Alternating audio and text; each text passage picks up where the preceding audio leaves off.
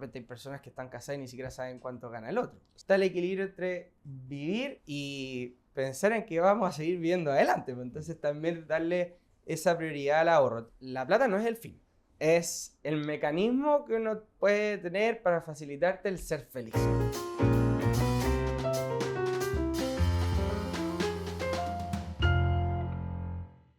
Hola, ¿cómo están? Bienvenidos a un nuevo capítulo de Mente Inversionista, el podcast sobre el dinero, las finanzas personales, inversión y todo lo que tiene que ver con este mercado a veces un poco árido, un poco lejano para muchos de nosotros, pero que tratamos de aterrizarlo con gente de la industria, inversionistas, clientes, y en esta oportunidad tenemos a un gran invitado, como es un asesor con mucha experiencia dentro del equipo Patrimor. Hoy día tenemos con nosotros Fernando y también a Martín Herrero, que nos acompaña. ¿Cómo estás, Martín? Muchas gracias por este tiempo y estar con nosotros acá hablando sobre finanzas, inversiones y todo lo que tiene que ver con este mundo del dinero.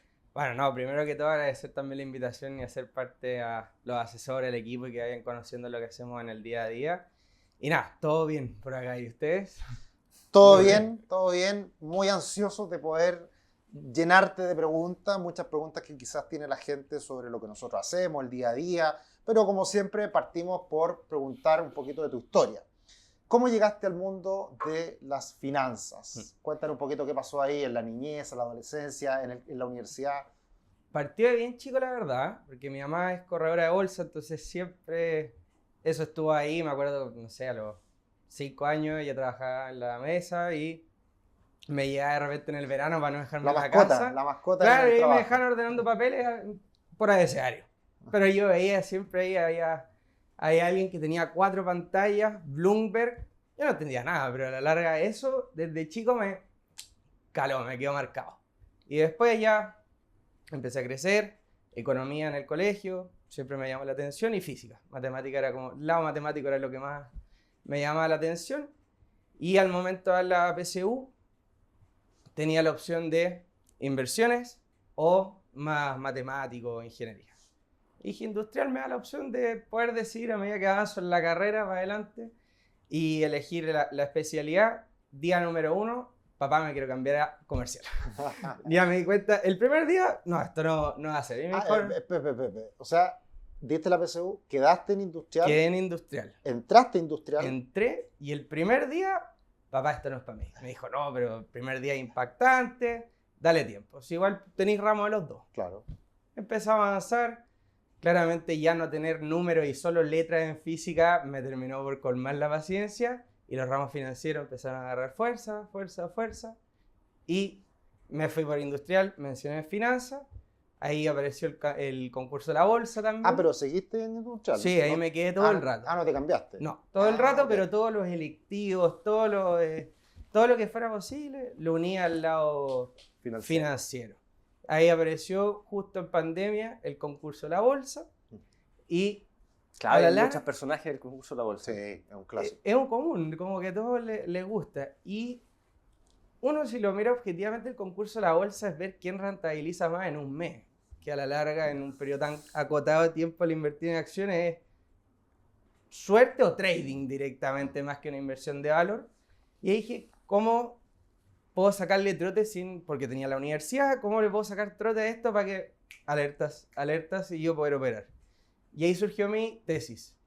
Entonces hice un robo-advisor programando que hacía análisis fundamental y técnico de acciones. Entonces ahí me iba tirando las alertas y después ya lo desarrollé para toda la tesis. Y aquí estamos después en Patrimor ya de lleno. No hemos parado de estudiar. Ahí hice un diplomado de estrategias de inversión y hoy día ya estudiando para preparar el CFA, que es el primer nivel.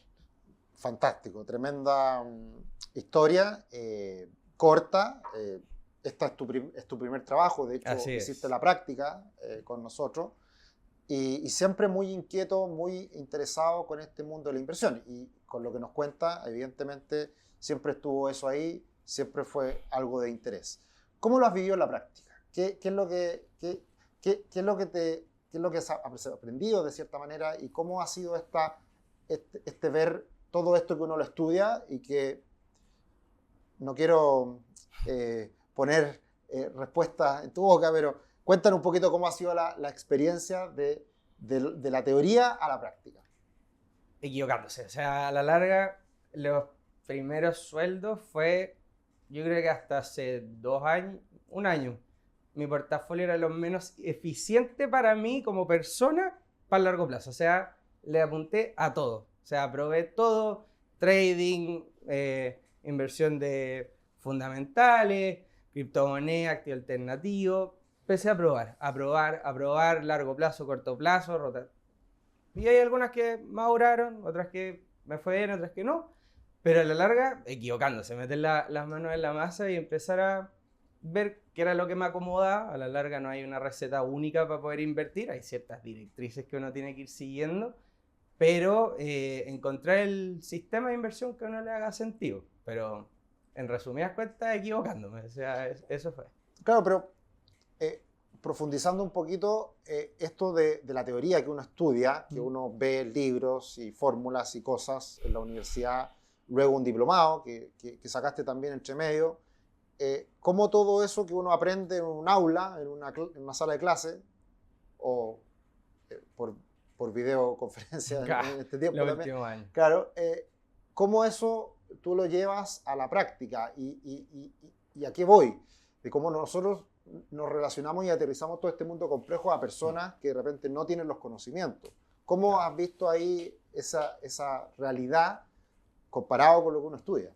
Claro, primero que todo hay que empezar a familiarizarse con lo que es el día a día de las inversiones. Es decir, en todo lo que es aula te dan el dato, reemplaza la fórmula y que te vaya súper bien. Y después ya empezar a ir descubriendo qué datos son los que hay que obtener, de dónde obtenerlos y empezar a conocer los conceptos tanto legales, que en la universidad nunca se mencionan, más que la parte ética, pero no la parte operacional que conlleva, y eso empezar a estudiar los fondos en específico. Ya después, cuando empecé a participar con ustedes dos en el comité de inversiones, ya me permitió estar más constantemente atento a esto, pero es ir buscando dónde están las oportunidades, adecuarlas a cada cliente, pero haciendo un análisis profundo y entendiendo los instrumentos que hay detrás.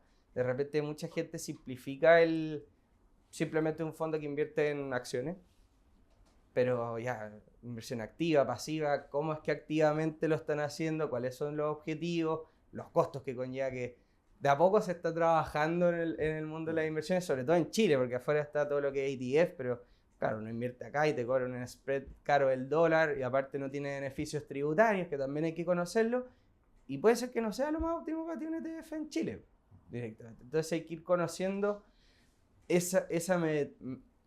como el trasfondo que tiene un fondo directamente, valga la redundancia, de qué es lo que hace y llegar allá al nivel más técnico, que es leerse el documento formal del fondo, no el fact sheet, sino que donde están todas las estipulaciones, todas las reglas que tienen y lo que tienen que cumplir. Y eso, simplificarse a los clientes, porque a la larga que te hablen del concepto técnico, ¿qué significa esto? O sea, es por valor NAV, tengo que salir con un rescate definido, tengo que venderlo por bolsa, todo eso explicárselo de la manera más fácil, que la primera vez que uno lo lee no entiende nada. O sea, Eso es una pega importante de uno como asesor, de tratar de explicar en fácil cosas que son muy complejas y que de repente son muchos los conceptos que hablamos acá, pero la gente, un doctor, un abogado o una persona, incluso un ingeniero comercial que no está metido en la industria, son conceptos que no manejan y que hay que explicarlos para que precisamente las decisiones que tome ese cliente sean informadas. De hecho, hay varios clientes que son ingenieros comerciales y no entienden del tema. ¿Por qué? Porque ya una cosa es la teoría de calcular las fórmulas y después está la práctica, que de hecho muchas veces las fórmulas no son tan aplicables y uno ve la realidad que mucha de la educación formal te forma una manera de pensar y poder analizar un fondo o una inversión, lo que sea, pero en la práctica no es tan aplicable. Te da una línea de análisis, pero realmente, o sea, hacer una valorización por dividendos, claro, súper bonito para hacer un cálculo rápido y tener una idea, pero ya está muy atrás de lo que realmente uno puede obtener el valor esperado en acción. Y después también está la suerte, hay una cosa de timing que inevitablemente hay que analizar, y eso es simplificarlo lo más posible a los clientes. De repente hay clientes que puede tener cualquier profesión, ni siquiera relacionado, decían, ¿no? El matemático nada, vamos al humanista, y tienen que entenderlo. Y de hecho, soy un fiel creyente que esto debería enseñarse poco menos que en el colegio, de las finanzas personales, ¿no? De teorías de portafolio, nada por el estilo, pero sí entender, porque a la larga, independiente en qué rubro estés, te van a pagar. Claro. Entonces, hay que usar plata. hay que usar plata, pues, y es inevitable que eso sea un poco de matemática, pero son puros resultados que uno los puede calcular con una calculadora y la más básica, o sea, suma, resta y listo. Y listo, tal cual. El profesor de colegio me decía, siempre hay que comprar a las personas que no les gustaban las matemáticas. Algo hay que sumar en la vida. Claro, que esa no es una derivada, pero lo básico siempre es lo importante.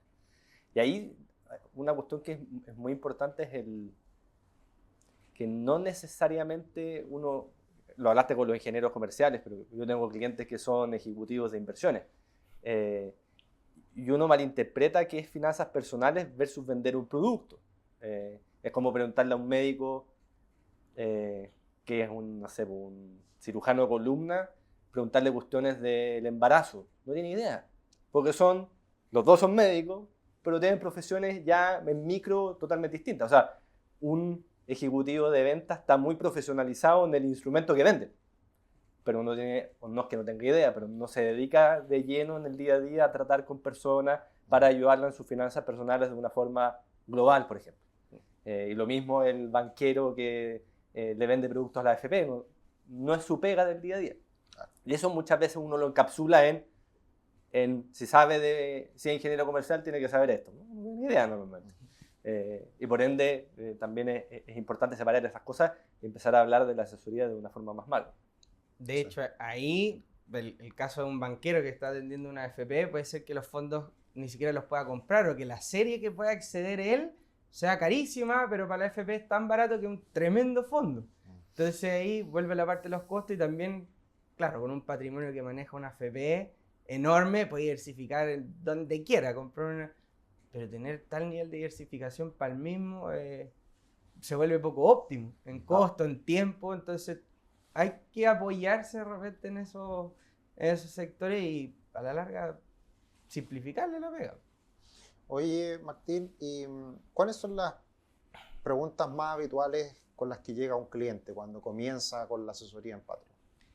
Claro, hay dos perfiles principalmente. Uno que no tiene idea de inversiones y otro que ya tiene algo avanzado, que son principalmente también los dos perfiles principales que existen en Patreon. Para alguien que no sabe, que está desordenado, primero, ¿cómo me ordeno? O sea, ordenar la casa. La base de cómo hacer un presupuesto. De repente hay gente que ha tenido la suerte que simplemente porque a medida que ha crecido, su sueldo ha ido progresando también acompañado de eso, y eso es sumamente importante también, preocuparse de la generación de ingresos, pero de repente hay un tope, en donde ya hay que empezar a aprovecharlo, y claro, de repente uno no sabe qué implica una diferencia de ahorrar un 10% con un 20%, y por ese relajo uno dice, ya, pero igual estoy ahorrando un 10%. Claro, entre 100 y 250 lucas la misma cuestión, para uno en el corto plazo. Exactamente, pero si uno lo ve, pueden ser 20 años de diferencia para alcanzar el objetivo, 20, 30 años para alcanzar el objetivo. Entonces, ya, ahí hay que equilibrarlo, ¿no? Y no pasar a ahorrar el 50%, 100% del sueldo. Si uno vive con los papás y no tiene ninguna responsabilidad, claro, tratar de llevarlo al máximo, pero si no, está el equilibrio entre vivir y pensar en que vamos a seguir viendo adelante. Entonces también darle esa prioridad al ahorro. Entonces ese es un perfil de orden, y empezar a introducirlo en el mundo de la inversión de a poco, explicándole muy desde la base. Eso es lo primero, cómo me ordeno y cómo invierto, que es una corredora, que es un fondo, que es un fondo mutuo, que es un fondo de inversión, explicarle esas diferencias. Y ya por el otro lado, alguien que ya tiene un portafolio más desarrollado, un patrimonio mayor, es optimizarlo. Tengo esto hoy, pero en impuestos me están aforrando, ¿qué opciones tengo? O de repente llegan con carteras que son tesis de inversión atractivas, pero con costos tan altos que termina siendo algo que realmente no les aporta un valor agregado en el tiempo. Y eso dedica que él estudie. Y de repente una persona no tiene, o no lo tiene, o no le interesa. Pues prefiero estar disfrutando a mi familia, llegar a la casa y descansar, que llegar a analizar el fondo para... La línea de, si tengo un problema legal, no voy a estudiar derecho en este caso para solucionar mi problema, voy a un abogado y le pago. Exacto. Pastelero tus pasteles. Pastelero tus pasteles. Exactamente. Entonces, esos son como los dos principales aristas que llegan los clientes y errores comunes que también se linkea muy bien ahí. En la parte más de orden, ya algo clave, básico y que marca una diferencia enorme, la deuda. O sea, tanto deuda buena, saber aprovecharla, pero punto destacable y partir de eso, no utilizar la deuda mala. Desde la más simple, que de repente uno no tiene idea que la línea de crédito no es una extensión del sueldo, sino que te están cobrando intereses y no son poquitos, te terminan aforrando. Entonces, primero, controlar eso, ciclos de las tarjetas de crédito también, entenderlo, las fechas de facturación, cómo se paga. Uno ve que puede ser de repente un par de lucas, pero si uno lo empieza a sumar, podrías hacer la misma operación bien hecha y ahorrar extra esas 2 lucas, 3 lucas, 5 lucas, 10 lucas, lo que sea, dependiendo del monto, y te vas sumando. Y como siempre, algo que converso con los clientes no es un ahorro que tengas que cambiar de estilo de vida, no deja de salir porque tenés que empezar a ahorrar un X porcentaje de tu sueldo, simplemente cambiar la manera de cómo uno hace las cosas y puede lograr un ahorro de manera simple. Perfecto. Optimizar al final. Claro. Y esa optimización en términos concretos, ¿en qué cosa, por ejemplo, tú la ves, la haces con algún cliente? ¿Qué cosas son típicas de optimización? Para que la gente entienda lo que significa optimizar algo. Claro, ahí siempre el disclaimer, una receta no es para todos. Exacto. Directamente, o sea, si uno tiene un cupo enorme en la tarjeta de crédito, pero uno gasta un millón de pesos y usar la tarjeta de crédito va a implicar que te desordenís y usís 2, da lo mismo el beneficio que uno use, da lo mismo los descuentos de restaurante que uno tenga, nunca va a compensar ese sobregasto que uno está generando. Entonces, primero hay que conocerse bien y saber si uno ha ordenado o no. Ya después, el segundo paso en optimización, siguiendo con la parte de crédito, evitar la línea de crédito, ahorrarse esos intereses. Y al mismo tiempo, una pregunta que salió con un cliente invitado acá al podcast es si prepago o no un crédito. Tengo la plata, ¿qué hago? ¿Salgo el cacho o me quedo con esa plata y la sigo rentando? Y ahí es una calculadora, derechamente. O sea, le saco más trote quedándome la plata yo y voy sacando el remanente y voy pagando el crédito, o saco y efectivamente me conviene eliminar y yo empezar a ahorrar eso que se libera. Y asociarlo a la persona. Ahí hay un concepto que nosotros, o el asesor es como un artesano. Porque, claro, hay una receta como macro, pero después uno tiene que ir moldando la escultura en relación a las necesidades, realidad, forma de pensar de la persona. O sea, esa respuesta de prepago con el crédito, la calculadora te dice qué es lo más óptimo, pero después uno tiene que llevarlo a la cabeza de esa persona. Que muchas veces tener esa deuda lo desordena terriblemente. O lo pasa pésimo y duerme mal. Exactamente, y al mismo tiempo puede ser que el prepagar esa deuda él se lo empiece a gastar. Claro. Entonces, si todo ese remanente que lideró lo empieza a gastar, mejor quédate con la deuda, sigue pagándola y tú te quedas con tu capital y lo tenías ahí, claro. Versus que el otro que hay en línea cero. Entonces, a la larga es con lo que se quede tranquilo. O sea, hay cosas que tú me decís que son clave, acordándome de cliente. El interés rotativo, nadie tiene idea de qué. Que cuando uno no paga el monto mínimo de la tarjeta, exacto, es como un 3,5% mensual. O sea, la cuestión sí, va al máximo. Te mata. Y muchas veces uno cuando mira, como ahora está todo el app, mira el monto facturado y de repente se descalza con eso y paga el monto anterior porque sale el monto facturado y en la atrás sale el monto ya pagado y uno pone el monto pagado porque no se te descuenta automáticamente y se te empieza a acumular un interés rotativo que nunca supiste que no estáis pagando. Tú siempre pensaste en la casa, estoy pagando, perfecto. Y te metiste ahí. Yo he visto personas que sin saber tenían interés rotativo como de un palo. Sí, y suena mucho, pero pensando el 3% mensual, igual termina siendo Es harto. Que uno lo minimiza un 3%, o sea, una inversión hoy día conservadora te da un 0,7%. Claro. O sea, ya de partida sacar plata a la tarjeta de crédito y no pagarlo, la línea de crédito, que también va a ser al mismo CAE, La misma. imposible ganarle, a menos de que tengáis la bolita de cristal. Claro. La línea de crédito, por último, veis el efecto. Porque sale la línea de crédito, monto utilizado, te olvidaste, pero como la tarjeta de crédito sale monto utilizado, que después cuando pagáis con cuota es mayor que el que tenéis que facturar, y te sale facturación anterior y pagáis ese. Hay mucha gente que no se da cuenta que está no pagando. Sí. Oye, y a mí algo que no me deja de sorprender y pasa mucho con los clientes es el primer informe que le entregamos, que es como ese informe de diagnóstico, de precisamente fijarnos en todas estas cosas. ¿Qué sensaciones se llevan los clientes después de ese informe? Se impactan. De hecho, hay muchos clientes que llegan y tienen su propio Excel y hacen el seguimiento de gasto y más o menos tienen estimación de lo que es su patrimonio, pero es lo tan formal y tan completo, porque o sea, analiza todo. Ya ellos se impactan y da un resultado sumamente cercano a la condición actual que tienen. El diagnóstico. Exacto.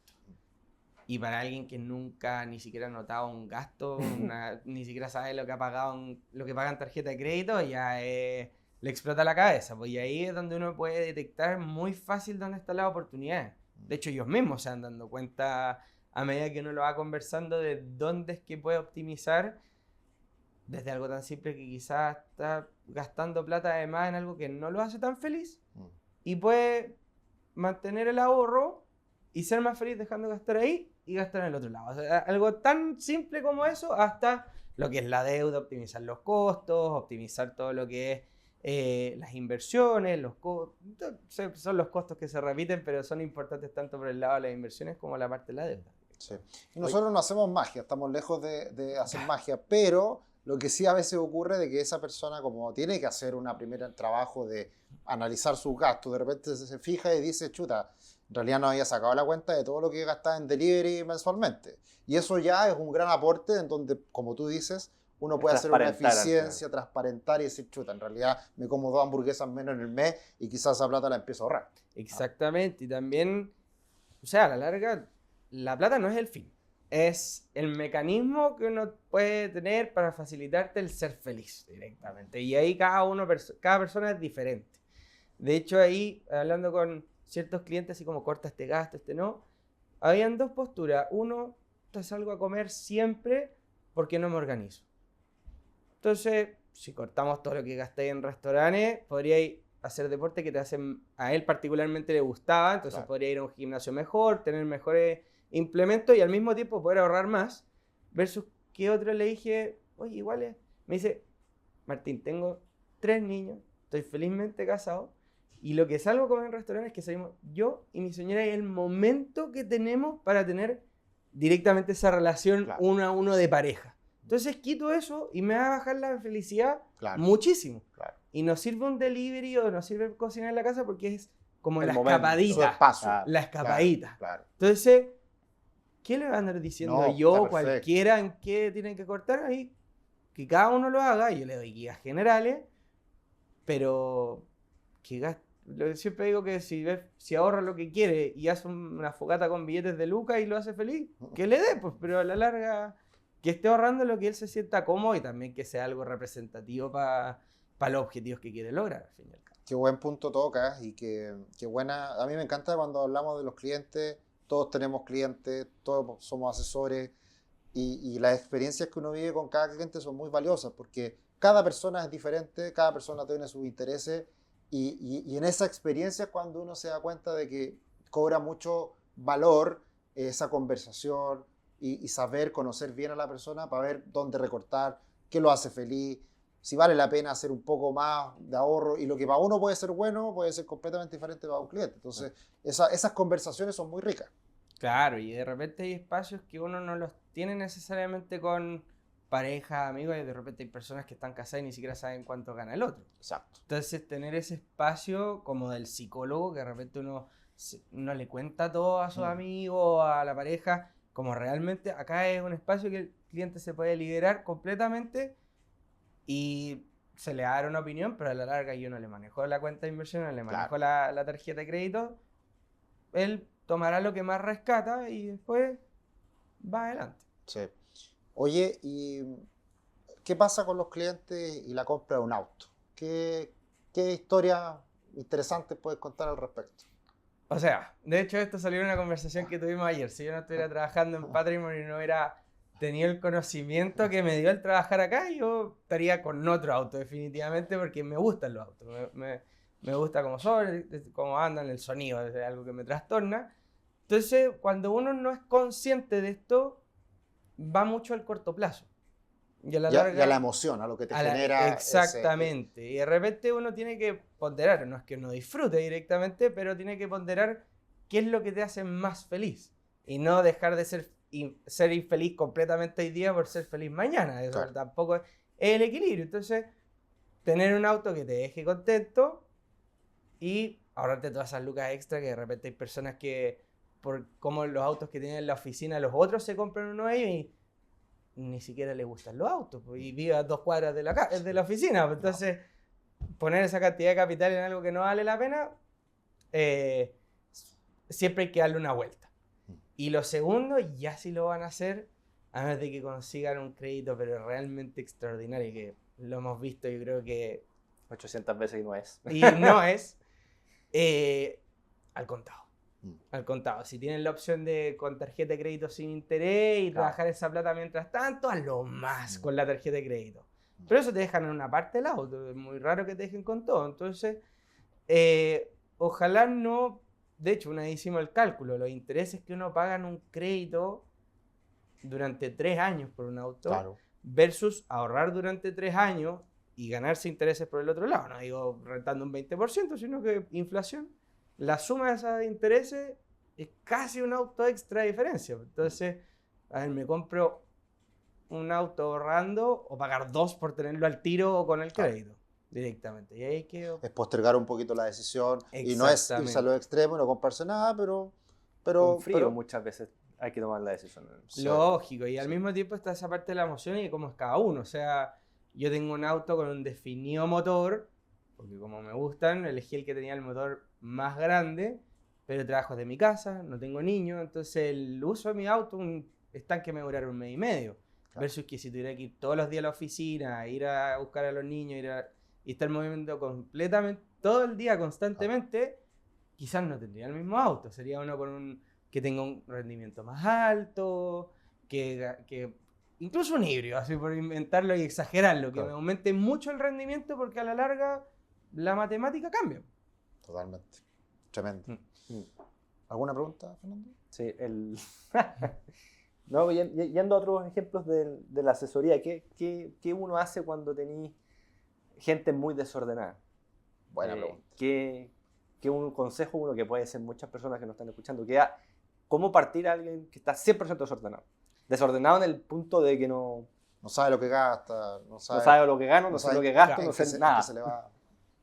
O sea, lo primero que suena como obvio, pero es hacerse consciente de la situación. Y ahí hay varias maneras, y ahí depende de qué tanto compromiso quiere tener el cliente, y a la larga esto va de la línea con que esto no soy el entrenador del gimnasio que te irá a buscar a la casa y no, tenéis que, yo te daré una receta, una guía, pero la pega uno lo tiene que hacer. No Claro, por sirve eso ejemplos nada. prácticos o Exacto.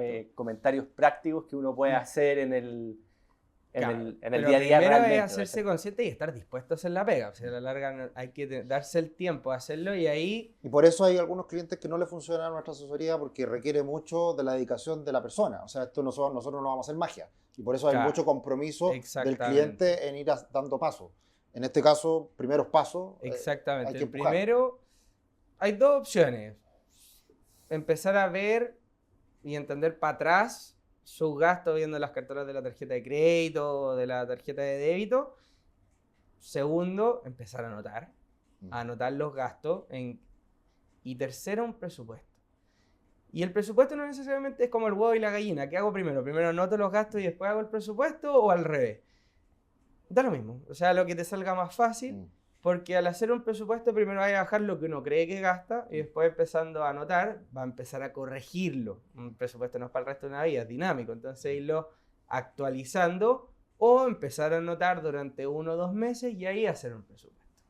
Pero a la larga el anotar los gastos te dice dónde doblar, es el Waze, todo a la izquierda, derecha, pero sin un presupuesto es a dónde voy. Pues, también anotando todos los gastos no significa que vas a parar de gastar. Exactamente, y te hace ser consciente de dónde estás gastando y poder gastar de manera más inteligente, quizás cortar ciertos gastos, poder gastar más en otro lado que te gusta más y al mismo tiempo poder tener ese orden, que es clave. Pero principalmente, anotar los gastos y el presupuesto, eso es indispensable y también ser eficiente, es decir, a la larga uno puede tener 1 millón de gastos de $1 y sigue siendo 1 millón, tampoco puede ser un monto más grande, pero anotar los gastos que valgan la pena después. Esa es como ya la segunda derivada, cuando uno ya agarró como una base, el ritmo, agarró el hábito, optimizarlo. ¿De qué te sirve anotar lo que gasté en el hipotecario, en el arriendo? Son cosas fijas. Exacto, Claro. son cuotas fijas. Claro. Entonces ya al anotarlo ya agarraste el hábito, pero ya no te va a mover la aguja. Claro. Y ahí cuando uno anotó los primeros meses, mira, lo que me mueve la aguja son los delivery. O son cuando me compro ropa, o son lo que sea. Las Y cosas con- variables en donde uno puede desordenarse precisamente. Exacto, y hay cosas que son variables, pero ni tan variables, el supermercado. Claro.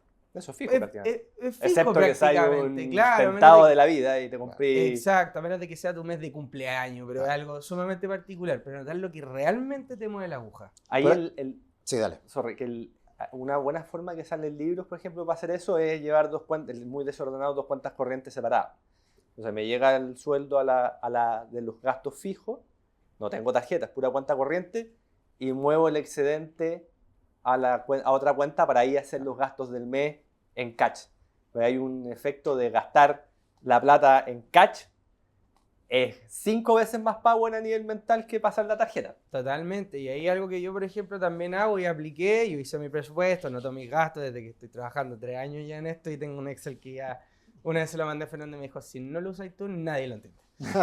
Pero lo que hice fue, hice el presupuesto, ya esto es más o menos lo que quiero gastar y en un momento tenía 8 tarjetas de crédito, optimizando que el descuento acá y allá, y dije lo razonable y lo óptimo. Para mí no es razonable ganarme esas 30 lucas extra por optimizar aquí y allá. Prefiero gastar una y ahí me quedé con 2 principales. Una que tiene un gran cupo, pero esa está guardada en la casa para el día de mañana si tengo que pagar el pie de un departamento, algo por el estilo. Y en la otra dejé justo el cupo de lo que quiero gastar. Perfecto. Entonces, claro, voy anotando por una cosa tener un registro. Pero lo vas pero- viendo directamente Pero en el cupo. tengo ahí el cupo Claro. y no me puedo pasar tampoco. Claro. Bueno. Entonces ahí me simplifiqué la vida. Es para todo. Hay gente que no gasta todo en efectivo. Po. Claro. Parte el mes, saca en efectivo. O sea, no es una receta única, pero es algo que a mí, por ejemplo, me ha ayudado harto. Y eso es importante, que uno encuentra la receta para uno. Hay consejos que podemos dar, pero al final todo se adapta mucho a la realidad que uno tiene y lo que se le haga más simple y que funcione. Al final eso es lo que uno tiene que buscar. Y hay otra cosa que yo siempre destaco de lo que nos pasa con los clientes, que una ventaja que tenemos nosotros es que al conversar con muchos clientes también podemos parametrizar de cierta manera ciertos gastos que son importantes. ¿Cuánto es razonable gastar en delivery? ¿Cuánto es razonable para una familia de 3 personas, 4 personas gastar en el supermercado? Esa referencia uno jamás la tiene con los amigos, con la familia, porque nos hablan de esos temas. Pero si tú lo hablas con un asesor que tiene muchas referencias, porque trabajamos con muchos clientes, podemos hacer ahí ese Claro, comentario el y tener ideal. esa sensibilidad. Totalmente. Y ahí, bueno, no a rajatabla, pero te da una referencia de cuánto haría gastar en el arriendo y todo. Claro. Y insisto, no a rajatabla en el sentido que si en transporte uno debería gastar máximo un 8% y vivo a una cuadra de mi trabajo, no empecé a gastar el 8% de tu Claro. sueldo en eso. Po. Claro. Gástalo en otro lado y quizás compensáis. A ver, me va a pasar un poco de lo que gasto en la casa, pero voy a vivir al frente del colegio de los niños y o teletrabajo. Entonces, todo lo que gasto en transporte, todo lo que gasto y compenso. Claro. Pero para una situación general, uno puede tener esa referencia y a los clientes los ayuda. De repente, para alguien que vive con los papás y se debe ir solo, ¿cuánto haría pagar en un arriendo? Claro. Y también salta el cómprate una propiedad y ándate a vivir de una, y uno lo puede aterrizar. ¿Realmente querés la casa propia o lo que querés irte a ir solo? Y eso también te va ayudando, fuera de cuánto sea, sino que a través de qué mecanismo hacerlo. Extraordinario. Tremendos consejos. Martín, estamos en la parte final de la conversación. Se pasa volando, ¿viste? Sí. Pasa rápido, pasa rápido. Vamos a tener que volver. Y las preguntas que siempre hacemos es errores y aciertos. ¿Cuáles han sido los principales errores, que siempre es lo más sabroso? Principales errores, ahí, bueno, siempre, igual mi carrera ha sido relativamente corta en comparación al resto de las personas que han traído acá, pero primero, por ese afán de estar invirtiendo en tantos lados diferentes para aprender, ahí me equivoqué mucho. Y también, sobre todo, algo que le recomiendo a la gente, de repente hay ciertas plataformas que no están reguladas, que puede ser que funcionen súper bien, pero también pueden funcionar súper mal y no hay una entidad que esté regulando ese proceso. Y ahí cometí un par de errores, aparte de repente apalancarse un poquito con trading, pero son cosas no grandes. Parte del aprendizaje. Totalmente. Pero tuve la suerte que también, así como asesor, también estaba siendo asesorado, aquí particularmente por Fernando, entonces también me iba guiando en un principio. Entonces, Tremendo asesor. Exactamente. Entonces ahí tuve la suerte que me exploré para conocer yo también por mí mismo. O sea, es como te dicen, oye, no metáis el dedo en el enchufe porque uno igual se pega como no, de a poco, pero Corriente chiquitita. Exactamente. Bien. Y la otra parte de aciertos, a pesar de todos mis estudios o sea, lo conté al principio, todo por el lado financiero, la parte inmobiliaria. Y hoy día es el 90% de mi capital lo que tengo en inmobiliario, y ahí también es una invitación, es lo que genera el apalancarse de manera buena con propiedades, y los resultados son extraordinarios en comparación a simplemente una inversión en instrumentos financieros, sobre todo para etapas tempranas. Sí. Es decir, hoy día ya no se puede, pero con un 10% de pie podéis duplicar rápidamente tu capital, versus que en inversiones no es tan rápido. 10 años. Exacto. Claro. Y versus en capital de, por poner un caso, 1.000 millones de pesos, ya claro, eso ya no es, siempre ayuda a la diversificación y todo, pero quizás ya no es tan óptimo. Exponencialmente el crecimiento, versus que en una etapa temprana hacerse un por 2, por 3 es mucho más fácil. Sobre la base es mucho más grande proporcionalmente. Es más difícil ir tan apalancado con 1.000 millones al final. Exactamente. Excepto que si hay un fondo de inversión y otra claro, industria. Pero ya te dedicáis a eso. Te dedicáis a eso ya en otro, claro, de hecho, ese es tu negocio. Naturalmente la capacidad de crediticia de una persona es mucho más acotada. Entonces, evidentemente que hay espacio en una primera etapa, pero después se agota. Exactamente. Y se vuelve menos óptimo, porque la primera te dan todas las regalías, incluso ciertos incentivos que te bajan la tasa, pero ya después de la quinta propiedad ya no ponía el 10 o el 20, sino que ya el 30, 40, 50. Y ya la matemática no da tanto, y correr esa cantidad de riesgo, apalancarse con el banco versus tenerlo de manera líquida, me puede aportar mucho más. Entonces ahí siempre o tenerlo en un que fondo inmobiliario, si quisiera. Y hoy día hay oportunidades, siempre hay que buscar. Entonces, a la larga, ahí el sector inmobiliario ha sido uno de los grandes aciertos, la verdad. Perfecto. Oye, Martín, y lo último, para cerrar, para alguien que dude, para alguien que tenga la inquietud de quizás lo que hacemos y entender un poco qué podría recibir, ¿qué podrías decirle tú a una persona que está con las dudas de sumarse a ser cliente? ¿Qué golpecito en la espalda y voto de confianza tú le darías a alguien que esté dudando en ingresar como cliente a Patreon? Claro.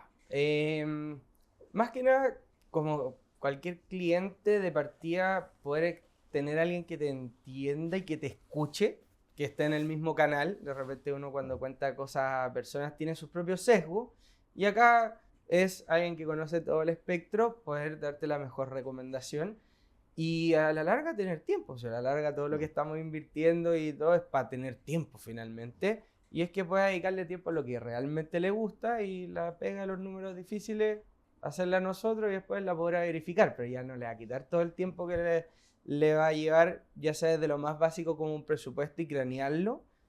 Y alguien que te dé golpecitos, vamos. De repente ciertos clientes ahí, cuando se están ordenando, me dicen, ya, porque Martín me va a revisar, tengo que hacerlo bien. Exacto. Entonces, ya por la parte tan básica del orden, bien, como también por el otro lado, ya optimizarle un portafolio con todas las herramientas que seguían dentro de Patrimore, poder simplificarle la pega. Extraordinario, tremendos consejos.